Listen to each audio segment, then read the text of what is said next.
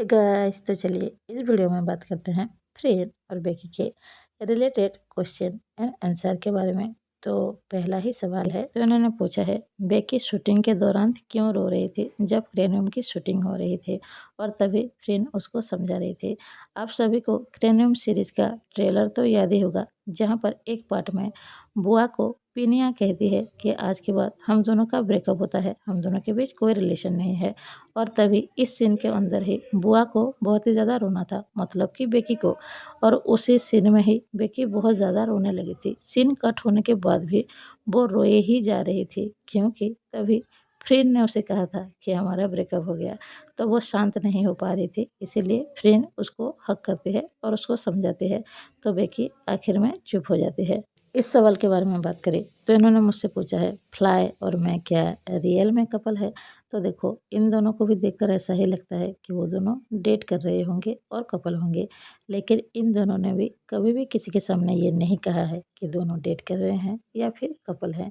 तो इसके बारे में जब वो बताएंगे तभी ही पता चलेगा। बात करें इस सवाल के बारे में तो इन्होंने पूछा है नमतान की क्या शादी हो गई है। नहीं, उनकी शादी नहीं हुई है।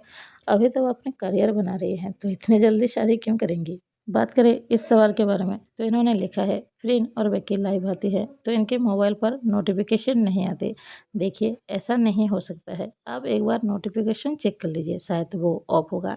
लेकिन जब भी फ्रेंड और बेकी लाइव आती हैं तो सबको पता चल जाता है। मेरे मोबाइल पर भी नोटिफिकेशन आती है, तो आपका भी ऐसा ही होगा, एक बार नोटिफिकेशन चेक कर लो।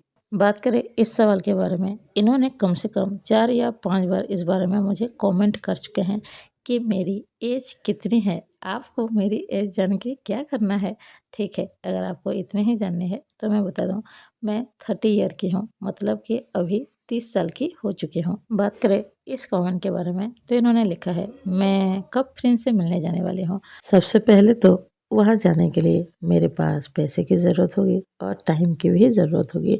जब मेरे पास इतने पैसे आ जाएंगे कि मैं थाईलैंड जा पाऊँ तो तभी शायद जाऊंगी। अगर मैं कभी उनसे मिलने जाऊंगी ना तो आप सबको एक बार तो ज़रूर बताऊंगी। और ये थोड़े से सैड भी हैं। और इन्होंने लिखा है कि मैंने जल्दी शादी कर ली है। ऐसा नहीं है, मैं अभी 30 साल की हो चुकी हूँ और मेरी शादी हो चुकी है।